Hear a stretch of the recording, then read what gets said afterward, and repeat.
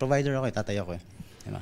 Hindi ko isipin ko ba yung mga inisip nila, tapos magugutom yung pamilya ko. First ultimate male survivor ng Starstruck na si Mark Heras, may nilinaw sa mga nagsasabing laos at wala na siyang career, kaya sumasayaw na lang siya sa isang club.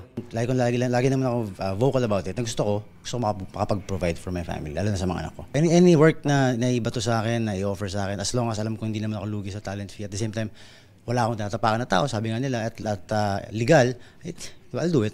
At sa mahigit 2 dekada raw niya sa showbiz, hindi raw nagpapaapekto si Mark. Nagpaalam din daw siya sa misis na si Nicole Donesa bago tanggapin ang gig.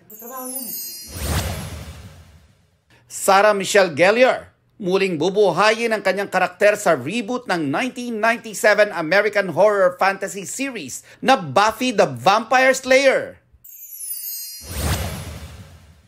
Sa K-World, first full-length album ni G-Dragon ng Big Bang after 11 years, all set na sa February 25. Next week naman ang release ng debut solo mini-album ni Jisoo ng Blackpink. Gearing up na rin siya sa nalalapit na fan meet sa Manila. Sa susunod na buwan, ang GOT7 member naman na si JB ang magko-concert sa Pinas. Nelson Canlas nagbabalita para sa GMA Integrated News. Huwag magpahuli sa mga balitang dapat niyong malaman.